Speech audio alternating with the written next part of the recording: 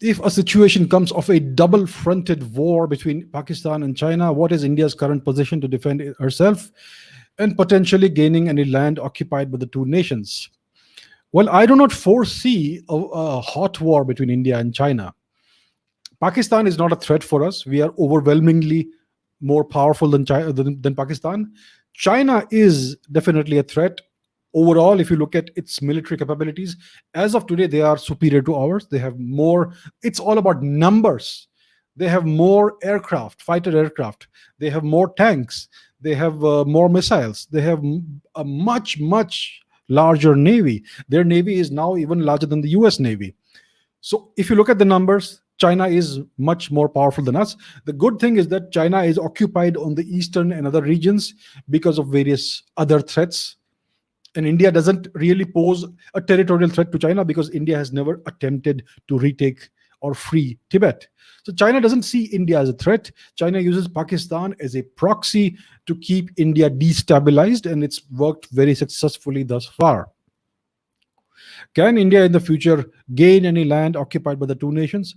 Well, as of now, it is difficult to take back Aksai Chin from the Chinese or to free Tibet from the Chinese because China has a very stable and powerful government and powerful military.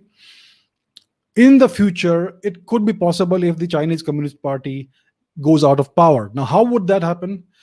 That would happen if they would suffer a military defeat somewhere and they would lose their prestige and position in the eyes of the common people. This has happened over and over and over again in Chinese history over the past 2000 years of Chinese history. It's called dynastic cycles. You have a powerful dynasty, all powerful, which suddenly crumbles because of some eventuality that was not foreseen. So that is the possible way in which China could, in which the Chinese Communist Party could go out of power if it makes some foolhardy, if it takes some foolhardy, ill thought out steps and loses a military engagement. Galwan was a warning sign for them. So the thing is, see, the Chinese, I don't believe they will ever try to engage in a full-scale war with India. They have much better ways of destabilizing India and keeping India down. I mean, look at what's happened since 2019, 2020. China's economy has grown by leaps and bounds in this past year and a half, and India's economy has ground to a crawl, right? India's tourism sector is dead. India's hospitality sector is dead. India's manufacturing is nowhere.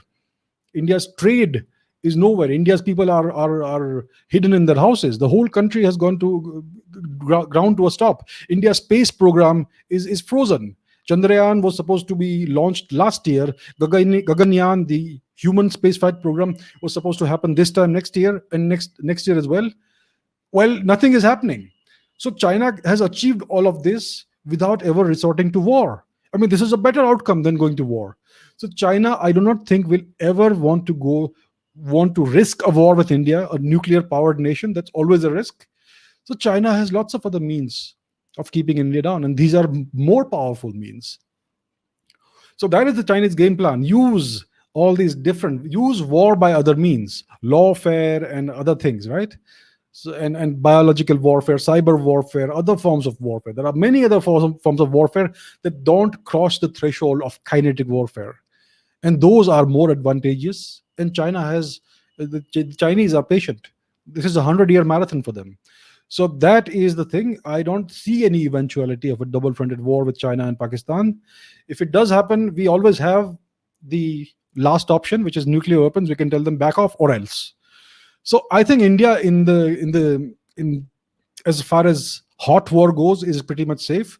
It is the other non-lethal, non-kinetic warfare that is the real threat to India. It's an insidious threat, and we don't even see it, right?